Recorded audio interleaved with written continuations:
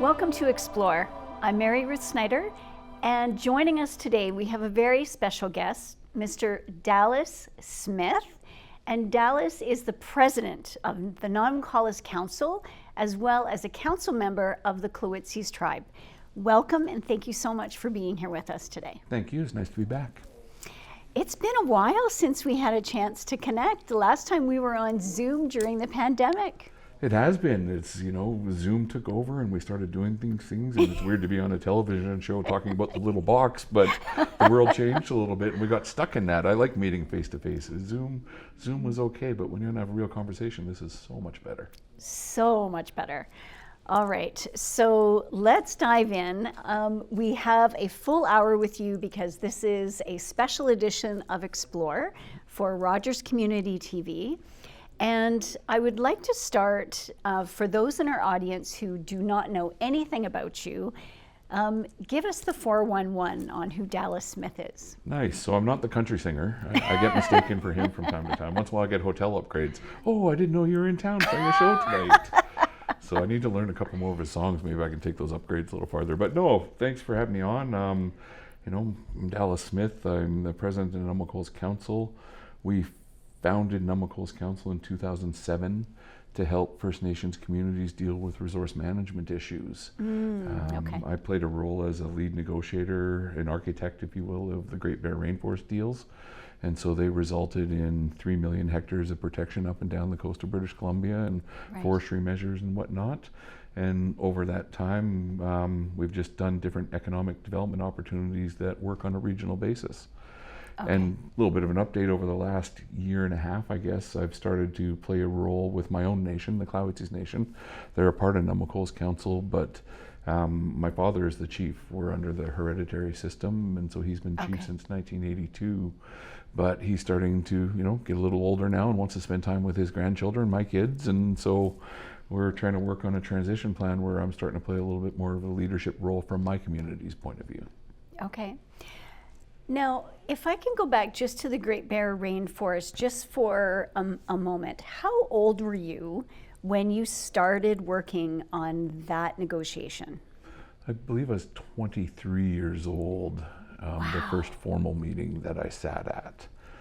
We were, going through some treaty discussions and things like that, and so I used to run the microphones in our community halls for the chiefs to make their speeches, and we recorded them and did all these community interactions. And so my first job was just touring with the chiefs to go community by community and talk about the treaty process. Okay. And over the months and what became, I guess, a year and a half, the chiefs just started asking me my opinion on some things. Hey, you're at all these meetings, what do you think? And I sort of broke down what I thought different groups were saying, and they went to my father and said, maybe you should put him on some of these committees because he seems to have an ear for the politics side of it. So that was just kind of a start into a career that I didn't know would take 25 years, and some of the great things that we've been able to be a part of has been a fun journey.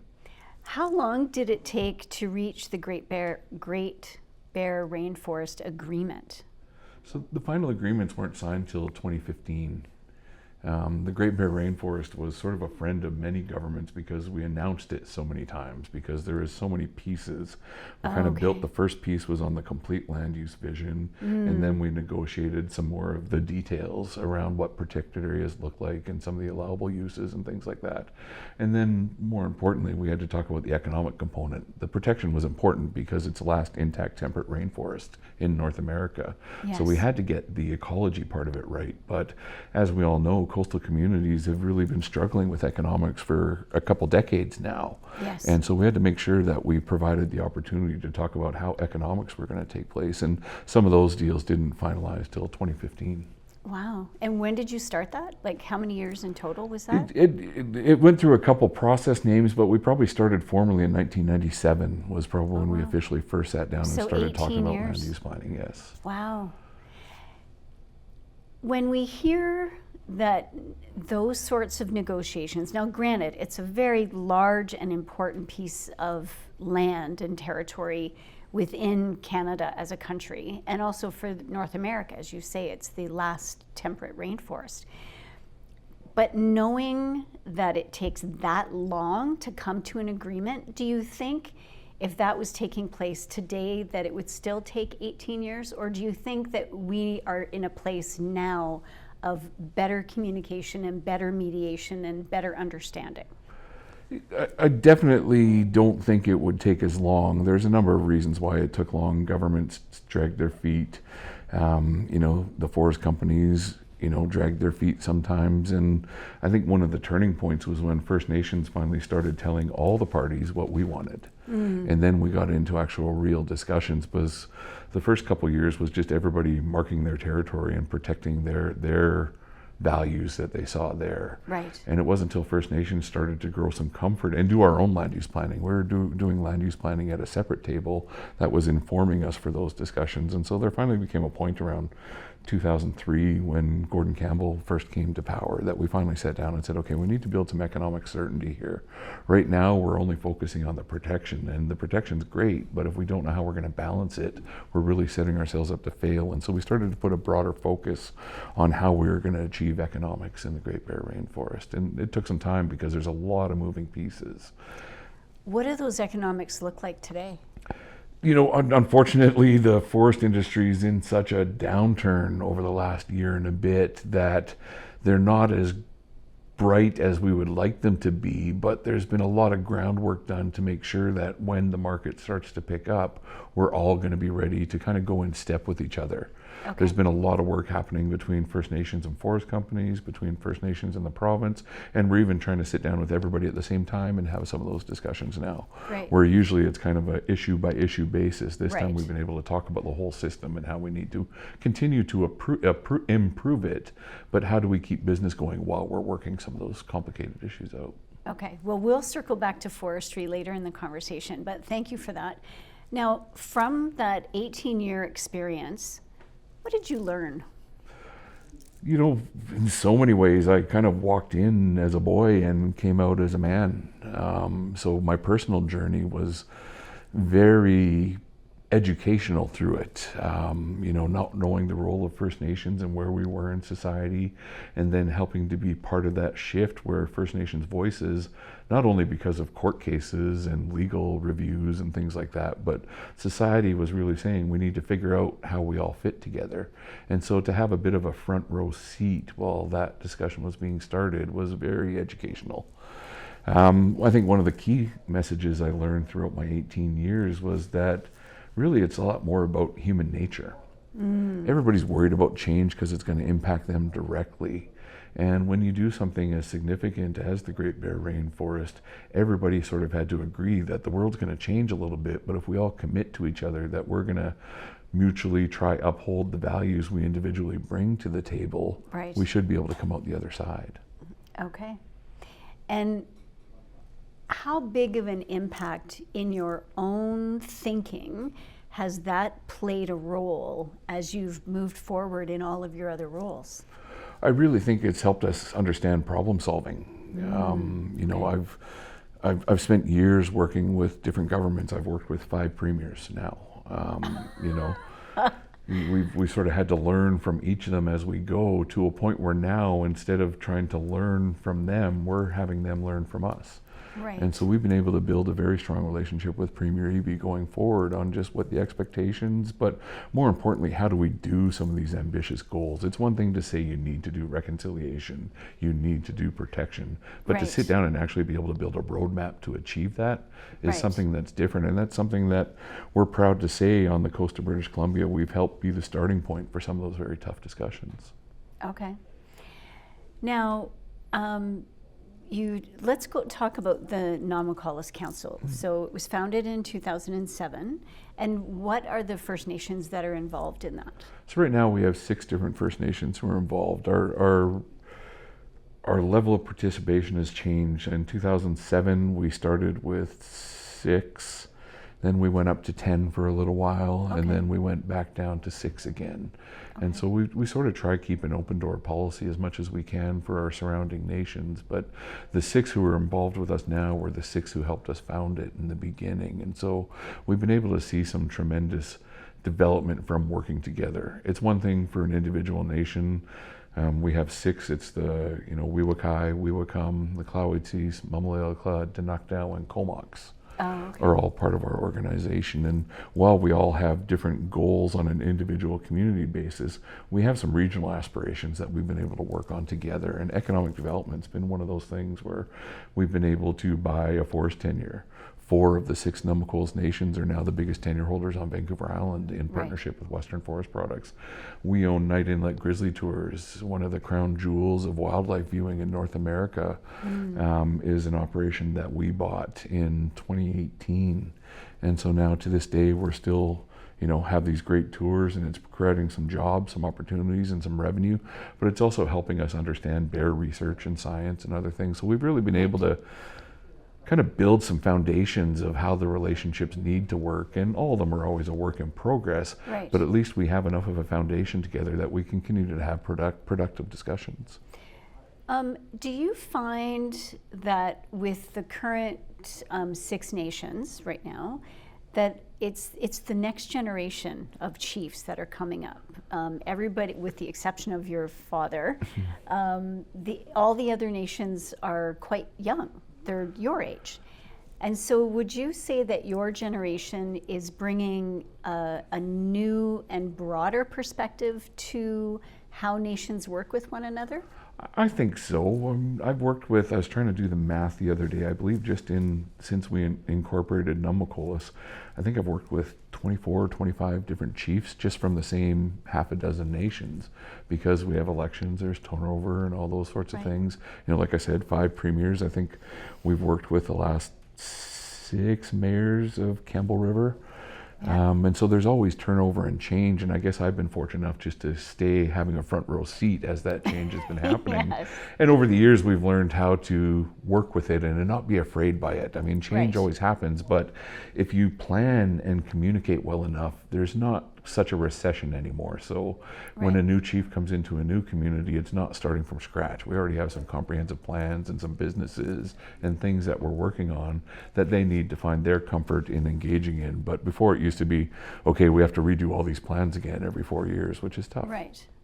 Now, you mentioned that your dad and the Tlowitsis are under the hereditary leadership structure, but there are others that are a little bit of both hereditary and elected, and then there's others that are just elected. Could you help our audience understand the difference between a hereditary system and the electoral system? So it's a custom system actually under the Indian Act, so it still is recognized, but my father comes from a line of hereditary chiefs from our community. And so he's played that role since 1982. But what a lot of communities now are doing is they're having a structure of where their hereditary chiefs play an advisory oversight role over their council. And so their elected councils would help run the nation and do the economics and do the negotiations with some oversight and insight from the hereditary leaders. It's a bit of a work in progress, community by community. And then you have some that are just straight elected that go through the democratic process and work within that. I think regardless of what the leadership structure is, we found ways of working together to make sure that we're not tripping over each other when it comes to who's making decisions. At the end of the day, all of our nations hold rights and title to their communities, and some nations are using different vehicles to help enforce and manage that. In a perfect world, the hereditary chiefs would have complete say over everything we're doing, but because we're dealing with millions of dollars in economics and things like that, there's an accountability that has to be built into the system as we go forward. And right now, having some of the elected systems is the best form of accountability that we can have. Okay. Now, there's been a lot of discussion over the last 2 decades with regards to the Indian Act, and some are quite absolute that it has to end and it cannot continue, and others are like, whoa, let's not throw out the baby with the bathwater, we have to rethink this, maybe there's pieces of it that we can keep, and then others are like, no, we are just fine. So moving forward, we are we're heading into 2025, and what would you say, based on all of your experience over the last 30 years, what would you say is the best way forward for Indigenous nations across the country with regard to the Indian Act? Well, it's a bit of a political answer, but I think each community has to continue to develop their vision and find the best path forward. With that said, there's still a fiduciary responsibility that the Government of Canada has to Indigenous people through their own constitution and laws and things like that. And so there's no flip of the switch. You can't just sort of say, okay, the Indian Act's over and it's New World Order and we're just going to figure it out. We need to build a transition plan that helps us actually understand what the goals of the community are, what are the responsibilities of the Crown in helping to help manage our situations and the communities that we're a part of. But some more work has to be done on actually building a path forward instead of picking apart what's wrong. We all know what's wrong with the Indian Act. Right. It's archaic. Okay. It was, developed over years. Throughout the 60s, the last constitutional amendments were in 1982. Oh, The treaty okay. process has happened since then. We've Yes. won significant land and title court cases that have Right. acknowledged our rights and title. But it's got to be the onus of the community to decide how they want to govern themselves Okay. and build that into their community, though. It's not good enough for one person to say, we want the Indian Act dead. They need to come together as a Right. community and Okay. build some of those plans. Okay. Now, I'm not sure people understand this or know this, but there's 656 nations across the country. There's 50 individual nations on Vancouver Island. How would you suggest that the general population that is not Indigenous try to understand and work with their local nation? Mm-hmm. That's a great question, and that's one of the things we've sort of learned the hard way through hard knocks of just trial and error is how do we communicate with not only people who live in the North Island, but how do we communicate with British Columbians and then Canadians? Because a lot of these issues are looked at from a different lens regardless of what that community is. Right. And I think of the rural-urban divide that exists right now just in contemporary Canada, not let alone First Nations politics, provincial politics, federal politics. There's a real urban divide that's getting worse with each election that it seems. We just went through a crazy provincial election where that was really a front and center issue. We're watching that happen federally right now, this divide, and First Nations keep getting caught up in that. And it's really unfortunate that we haven't had the ability to try to communicate a little bit better on why we make some of the decisions we do and help the rest of society in general. The development of resources within our territory, specifically here on the North Island, help us a little bit from the jobs and the economy it creates, but most of the value that's created from that goes to help the provincial kitty. Right. And that's one thing that I think the general public people don't understand is, we're making decisions to help the economy grow and we're trying to manage the impacts and things like that, but it's for the communal interest at the end of the day. Right. With that said, we're working on agreements that make sure the benefits of development within our resources stay within our community to help what we're trying to achieve. Right. Because we have social issues, we have housing issues, we have the same issues that the general public have. But unfortunately, because of the Indian Act and our relationship, we have to depend on Ottawa to deal with issues that BC is dealing with here on the North Island. Right. And so we need to do a better job of coordinating with each other because people are literally falling through the cracks. We've seen the challenges of homelessness here in Campbell River expand drastically over the last couple of years. When we were all working, that was never a problem because there was enough work around. Right. Now that the work is becoming so scarcer and scarcer all the time, we're seeing these social issues creep up to where they're actually the priority predominant issue now. Before, Right. Wealth generation and keeping people working was doing so well that we didn't have as many of these social problems, but now that the jobs are getting fewer, these social problems are exasperating. So, looking into your crystal ball, and understanding that the social issues at the moment seem to still be growing, I'll bet they may have slightly slowed because there has been a lot of resources over the last 4 years thrown at the issue, not all successful, but some quite successful. And every municipality has taken a different approach. Some are taking a holistic approach and others are taking a more targeted approach. 2 years from now, what are you hoping to see? Definitely less I think we need to see less impact from some of the challenges that we have. I think we need to do a better job at coordinating the vast. I agree with you. There's so many resources being earmarked for this, but they're not being done very strategically. Sort of, the feds give the province some money, then the province gives the municipality some money, and everybody sort of takes their 10-12% off the top to manage it and keep it going forward. Right. And we're not actually resulting in something that's providing better level of services that our communities need. But what encourages me about that is the world that not-for-profits play in helping make sure that the dollars that we do have are used efficiently as they can to help solve the actual problem. So not to talk about the problem, not to plan around the problem, but to actually deal with the problems that we're facing in homelessness, addictions, and those sorts of things. But I think one of the other things that we're doing a better job at, and it's hard to tell from social media one day to the other, but we're making sure we're catching people before they fall too far. Right. And that's something that, only more coordinated work on housing and infrastructure and those sorts of things can do. I think we need to try to do more collaborative work between the First Nations and local governments on how can we collectively step up and support the people who know how to do this. Right. We always seem to think that whether it's First Nations political leaders, municipal political leaders, provincial political leaders have the answers. It's their job to help, filter the solutions and things like that. But we need to go to the people who actually know what they're doing and have the on-the-ground who are working experience. on the front lines day in Yeah, and we day out. we need to empower more aunties, more doers, because there's a lot of people who have good ideas and inputs, but we really need the people who know what they're doing, and we need to empower them more on all sides of the table. Now, one of the things that the Tlowitsis is doing, you are establishing a new community. Yes. So maybe tell us about where that sits right now and how that's coming along. Definitely Nanwakolas, a place to come home to. Wonderful. So in the late 60s, our community was systematically shut down in Turner Island. So we were out just at the mouth of Knights Inlet in that area. Our traditional territories are in the Sitka Valley between Port McNeill and Sayward, but our village was in a place called Turner Island.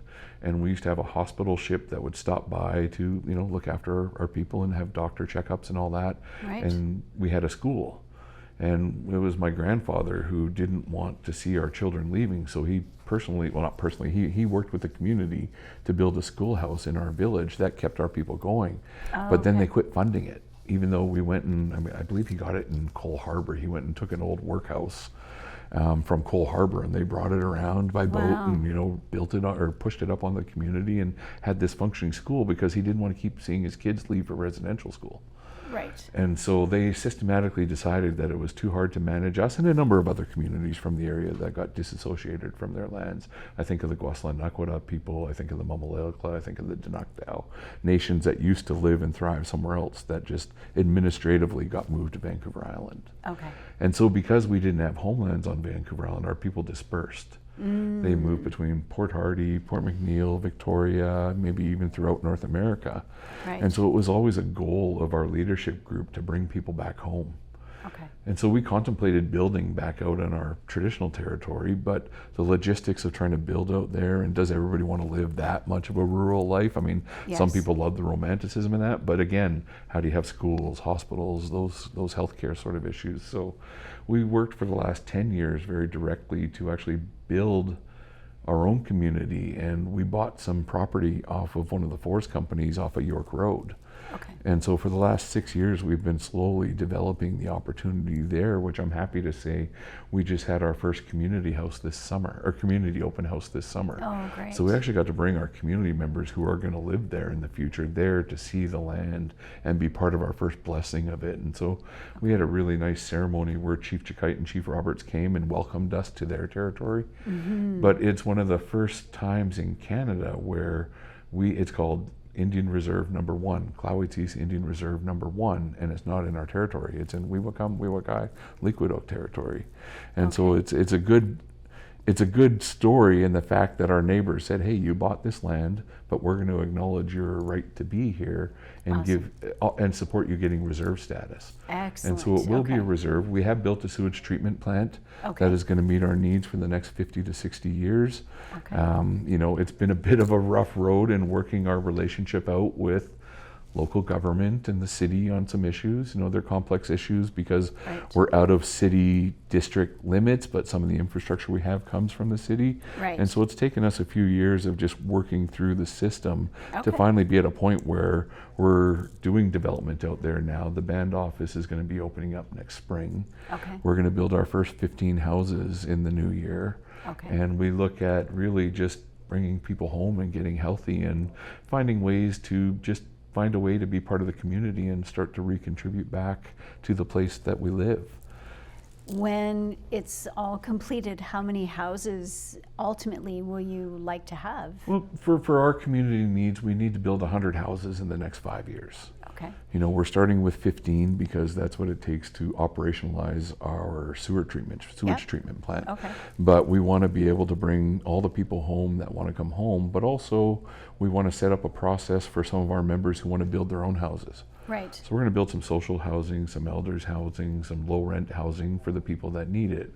Right. But those of our community members that are in a position to, you know, get the mortgages and do all those sorts of things can have ability to build their own property and be able to have something to pass down to future generations. Awesome. That's one of the challenges with the, you know, we were talking about INAC and Yeah. the Indian Act and those sorts of things. That's one of the challenges is it's really prohibitive of us handing down wealth. Oh. You know, we've always okay. had housing, we've always tried to build housing, but once you pass away or something, that house just goes back to the next person on a band list. So we're not creating any generational opportunities for families to grow some roots and Okay. just get a common, you know, here I got my feet on both sides, we're both evenly planted, now we're able Right. to build our community properly instead Right. of just going from one house to the next house to the next house sort of thing. So it's going to give us some Okay. continuity that's important. Oh, that's okay. That's wonderful. Now, to that end, the economic development piece for all of the nations, especially here in the North, is going to be really critical for the future nations and for the future generations. So, forestry has been, you know, the main industry in British Columbia for 100 a years century. usually, Yeah, a century. And now we're going through a bit of a bump. And it's not a good bump. Just in August, you saw the softwood lumber tariffs go from 8% to 17 something percent. That's more than double. And then you have a tax from the provincial government that goes only on softwood lumber, which is kind of strange, but it does. And then you've got the threat of additional tariffs coming in the new year. I believe in February and then again next August, and this is all under the softwood agreement, or tariffs are coming from that. And then you have companies, all the big ones, with the exception of Western Forest, have all left Canada, majority of them. So Yeah. what do you do? It was, you know, it's funny when we first started this journey in the mid-90s, it was we want to get forest tenure, we want to get involved, and it took us years to find a process to get in place to start it. We started with revenue sharing agreements, and then we started getting access to timber ourselves. We were able to partner with some of the local contractors and at least keep jobs moving, but we were never able to build a forward enough looking vision. And that was one of the roles that Nanwakolas Council has helped play, is sort of sitting down with the major companies and sort of, okay, let's figure out how we can coexist together and mutually benefit from the development of resources within our territories. And it's been disheartening to see the amount of capital that's leaving, specifically the coast of British Columbia. But I think of the interior, it's worse. As we said, you know, Canfor is shutting down. The big companies out there are all divesting of their operations here. But Westerns, you know, you wouldn't tell by their stock prices or anything right now, but Western's sort of made some fundamental decisions that they want to stay in BC, and they're building some pretty constructive relationships with First Nations, specifically on the island. Like I said, we just bought into what used to be called TFL 39 Block 2. It's now called TFL 64 Lakwasa Mook, which is an initiative of Comox, Weewakai, Weewakam, and Campbell River. Okay. And so we're able to kind of re-solidify the working relationship with Western, and even though the market's been in a tough position right now, we haven't really displaced any of the existing jobs. That's been one of the concerns that we've dealt with as we've been working towards First Nation self-determination, is people have thought it's going to be at the cost of something else. We're getting Right. caught up. We're getting caught up with the impact of a tough market. But the decisions that we made collectively in our partnership with Western is to keep the unions in place and to keep the people working while we're working on the long-term solutions. And so we've really tried to show how to do it right. And I think that's one of the reasons why we've been supported by the government of British Columbia and the forest companies and the different issues, is because we're really trying to get it right as opposed to just getting it done for the sake of saying we did something. Right. We're trying to make sure that what we do is actually going to be generational. Okay.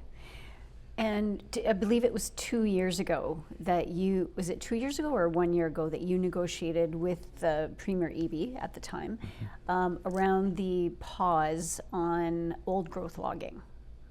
Yes, another one of the challenging issues. Thankfully, our history in the Great Bear Rainforest and the coast of British Columbia helped us for the discussion on Vancouver Island specifically. Okay.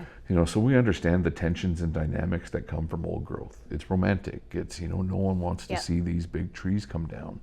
There's areas where some nations are prepared to log some of those areas, and there's areas where nations are saying we shouldn't. And we finally sat down and started that discussion with the province. So we sat down with their recommendations around old growth and the TAP deferrals that they put in place. And we said, we recognize some of those, but some of those we think aren't proper. Okay. And so we sat down with Western and we sat down with the province and we agreed on some deferrals that we put in place immediately. And then we're still going through a work in progress through an integrated resource management plan with the province and the companies around how the future of old growth management looks. Okay. But one of the things Nanwakolas is really proud to be a part of is we've started what's called the Large Cultural Cedar Project. Yes. And so our guardians have gone out and we've mapped out where all these monumental old growth cedars are. Right. And we've understood where they exist. So we have a GIS layer that tells us where all these trees over 400 years old are. We know where every tree over 250 years old are. Okay. We've identified areas where we'll recruit future trees to be 400 years old. Right. And so we started to figure out the process now to make sure that we're not getting in the way of our economic opportunities. Right. So as we're developing tenure and opportunities, we want to make sure that the rules are going to be the same for everybody, Right. but the ecology and the economy have to have that balance. Right. And that's also a balance between your own economic development and your cultural. Definitely. Okay. Making sure we have access to those kinds of cedar trees is so important. All the communities are starting to build or rebuild big houses for their cultural and ceremonial Right. and spiritual events. And that's the same with my community. I've actually had to earmark some big trees that we're keeping up until we're ready to build our big house out at Nanwakolas. Right. But we want to make sure that we can find them. One of the reasons we started the Cultural Cedar Project, the Large Cultural Cedar Project, was because one of our communities went to build a big house and they couldn't find logs big enough in their territory anymore. So they had to go hat in hand to a neighboring First Nation and say, hey, can you lend us 8 logs so we can build our big house? Wow. And so the chief said, let's not fall into that situation again. Let's get proactive and map this out. Okay. So it's been a work in progress, but we've worked out the kinks and now the companies understand where these areas are and we've learned how to build roads around them and we've learned how to make exceptions every once in a while. Some of those trees do have to come down, but we make sure when the big ones come down, they're for a canoe or for our cultural use. Right. I don't know if you saw, we released a canoe this summer. Yes, we did. built, I think it was a 600-year-old tree. It ended up being that wind blown. Yes. And a couple of the carvers said, hey, we used to build trees up in this area. Let's try it again. Yeah. And so we had a wonderful experience where 3 different master carvers from 3 different nations collaborated and we built this wonderful canoe that we gifted to Zakoolutin Lodge for their healing efforts. Awesome. Yeah. Now, let's talk about the 3 carvers just for a moment. One of them was Carver Everson, Yes. is it not? Yes. And is he now a master carver? Well, sorry, He's I been- probably gave him a field promotion. I'll probably get a text message after. I'll find out when you air because I'll get about 5 text messages. 3 will be good, 2 will be bad, and 1 will be like, oh, Carver's a master carver now, is he? No, Carver has been a great example of that young leadership that you were talking about. Yes. He's come in and he's always been culturally grounded. The Everson family is a foundation of our culture. And so Carver's been brought up the right way and he's sort of the next Curtis Wilson type person who just comes in and is there when you need him and always has the right perspective in doing. And so when we had an opportunity for him to learn more off Max Chikite, who is a master carver, Yes. Junior Henderson, who, while may not, be old enough to be a master carver is. He's Right. been, carving since he was a young man. Right. And so for all them to share their experience together to do it and to illustrate that to the rest of us, that the communities could work together on something like that.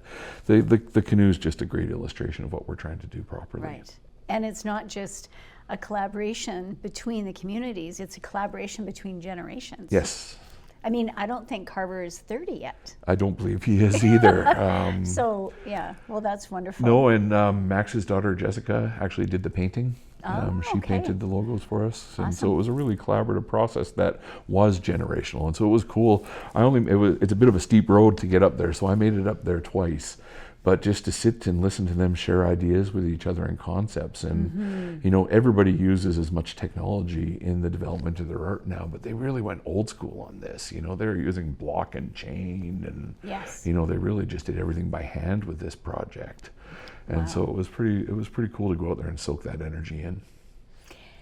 Now, we do want to transition into another industry, but before we do that, based on all of your firsthand knowledge that you've collected over the 30 years working in all the various capacities that you've worked, what message can you give to the rest of the province, including Vancouver Island, with regards to the state of the forestry industry? Is it just everybody just hold tight for the next 3-4 years and then we'll see what's the message? I think the message is we've always known we've had to diversify. And diversification means different things to the companies than it does to the nations, than it does to the province. And so we're finally really having some of those hard discussions that we've just been alluding to for a while. Yeah. And so I think it's important that the general public understand that there's lots of people working on making sure that we not only get through this downturn, but we protect ourselves from the big impact that we felt this time of future downturns. Every 10 to 12, 15 years, there is a downturn in any market. It doesn't matter what commodity you're dealing with, there's always Right. a downturn. But this one hit us really hard just because we weren't ready for it. We didn't do enough around value added. We didn't understand how to export as efficiently as we probably could. And that's one of the things that we're trying to bring to the table, both as an economic proprietor and someone who's involved in the business, but also as a regulator. Okay. And so there's issues around the free trade issue and the Softwood Yes. Lumber Accord that we think we would like to make sure government in Canada understand from our perspective that we think changes the discussion a little bit. Right. One of just interesting facts is we're actually talking with some of our brother and sister nations in the United States around possible free trade between us as nations now that we own some of these Interesting. entities. Okay. The American tribes have been very successful through, casino development revenue and other Right. things that they have, that we have businesses, that they have businesses, and we're trying to see if there's some opportunities for us to work together that, I don't want to say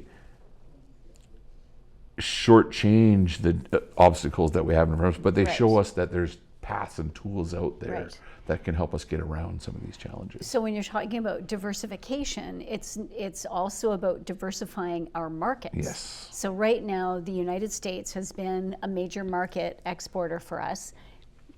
We have an administration coming in that is not necessarily completely friendly. Mm-hmm. And so is that sort of an impetus to diversify to other markets like the Asian market, the European market? Well, definitely it makes us understand that we have to understand these markets better. We just took for granted that the United States was always going to take our wood. And over the years, they've just gotten more and more strategic with how they put more onus and costs on us. Okay. And so we found things like BC timber sales to try help manage that discussion, Yeah. but it hasn't been enough. We haven't understood the American market enough. So I'm glad Right. that we're continuing to look at India. Korea is an opening market for us. Yeah. We still run into global competition from Russia and Finland and other places like that. Yeah. But just the Okay. fact that we're understanding these markets a little bit better put us in a position where we're not all stuck in one egg. Right. That's the kind of challenges is always the American market that we're worried about. And so Right. we've had to learn to sort of say to the United States, one, I'm talking tough because I'm not at that table, but it's sort of easier to say, you know what, if you don't want our wood or you want to make us pay too much in tariffs and duties and all these sorts of things, we'll find another market.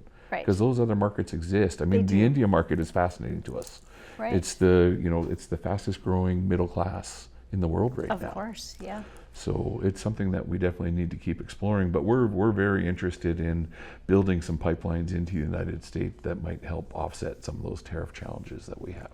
Okay. Keep us posted on that, Yes. because that's a very interesting approach.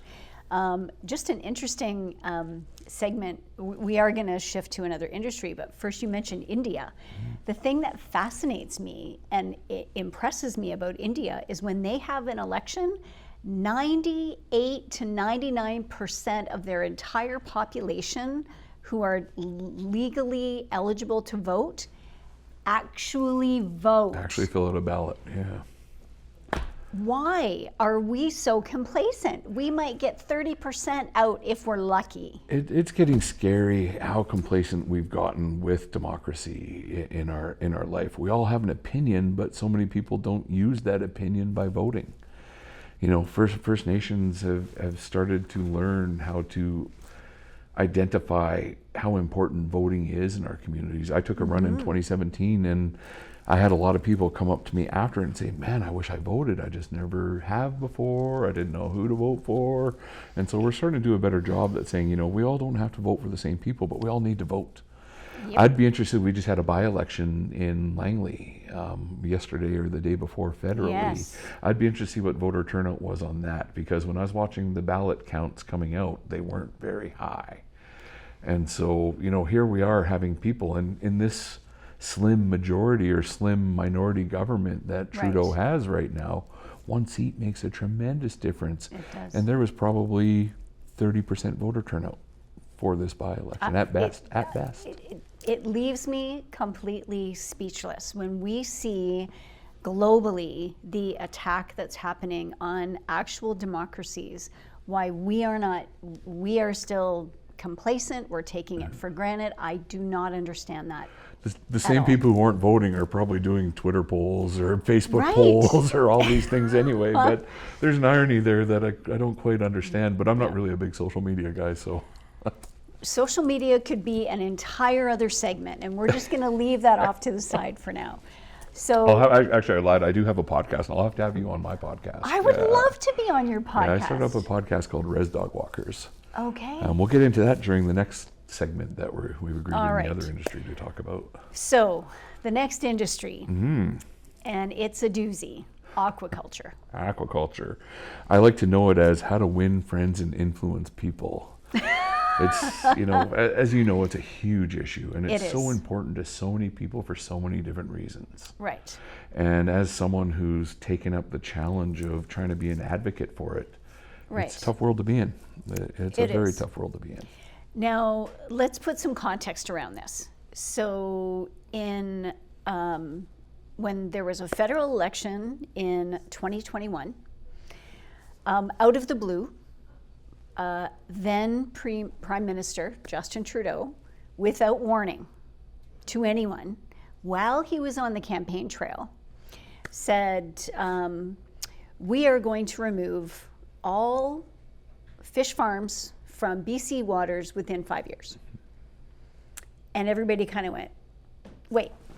Say that again? What did he just say? Including the premier, all the ministers, everybody. That was and then of course, moving ahead, they won the election, and then on December 17th, a week before Christmas, on a Friday afternoon, the Minister of the Department of Fisheries and Oceans made the announcement official.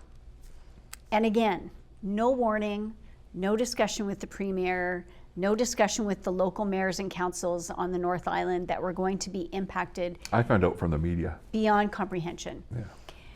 And that's how most people did. Like I still remember getting a call from then Mayor Andy Adams. He's like, have you seen the news? I'm like, I just saw it. I said, did you get a heads up? No, he did not. So then, then everything went chaotic and crazy behind the scenes because everybody was scrambling. The companies weren't notified, like everybody found out kind of as it was happening. So then there's been a number of court challenges. There's been there's no point in going into absolutely everything that transpired between then and now. It's all searchable on Google. You can go and track what happened and who did what and who said what. But let's talk about where we are right now. So last week, you and the Coalition for Finfish on First Nation Finfish Coalition, along with the CEO of the BC Salmon Farmers, and along with one of the CEOs from CIRMAC, right? We're all in Ottawa, and I'm sure there was many other people there, but you held a news conference live at 6 a.m. British Columbia time, which I watched. Walk us through that and why that was necessary. You know, like I said, this discussion is taken in so many different tangents that we've just finally had to stand up for the communities that are involved in aquaculture. Whether people like it or not, there's thousands of jobs. There's over 600 full-time jobs in First Nations communities from remote communities that exist right now. And so to just keep having these strokes of pens, 40% reduction, Discovery Islands, 19 farms shut down, 200 jobs dead in a night. Yeah. You know, and that's not just my jobs, those are jobs from the local community. We've seen the impacts that we talked about that earlier in the show. But so where we are right now is we're just fighting back as hard as we can. You know, we know a lot about what happened from 2017 to 2021 to 2023, you know, to where we are today in 2024. And now we're at a point where we're just not rolling over. You know, this aquaculture means so much to our communities that we engaged in aquaculture transition plans. Right. And so for the last 2.5 years, we've been working with the Department of Fisheries and Oceans on developing a realistic and responsible transition plan. Everything that's done to date is not realistic, nor is it responsible. Right. And so we had to have the press conference to let Canadians know that while there's different opinions out there on that, the reality is this is what the economic impact is going to be. And it's unfortunate that we have to use only the economic impact to get people's attentions. Right. But the paper that we released in conjunction with the BC Salmon Farmers shows that there's going to be a $9 billion impact to all of our economies over the next 4 years as we're trying to work through this issue. Now, when you say all of our economies, you mean the North Island, British Columbia, Canada. and Canada. Yes. Okay. So it's a yearly $1.6 billion economic output. Right. The jobs are huge, the processing, but we're just in the process of actually trying to expand. Right. The ironic thing out here is people aren't eating less farmed fish. They're eating more. They're eating more, but we're flying it in from Norway, Scotland, and Chile now at triple the carbon footprint. Right. At double the price. Right. And it's still not, like, people just don't realize that it's a food security issue that we're dealing with. Right. Wild salmon issues are first and foremost to all of us. You would never hear Chief Chikite, Chief Roberts, Chief Tom Nelson at Aquatsino. I think of the Tlowitsis Nation, Chief Ashekamis, Chief Ricky George there. Like, none of us would ever give up wild salmon for the opportunity to do Atlantic salmon. But we've done enough of our own science and work now that we know that that impact isn't why salmon is struggling. Right. And so we really had to stand up and just make it clear that we need to work through these issues, and we need to do it now because the damage is already happening. Right. Port Hardy is a ghost town right now Right. because of the impact of these decisions. So you've got warming oceans from climate change. You've got overfishing that's totally unregulated out in the international waters. You've got overfishing off the coast of Alaska. And so you've got all of these other impacts that are impacting wild salmon stock. And have been cumulatively for a long time. Yep. Decades, Yep. right? Decades.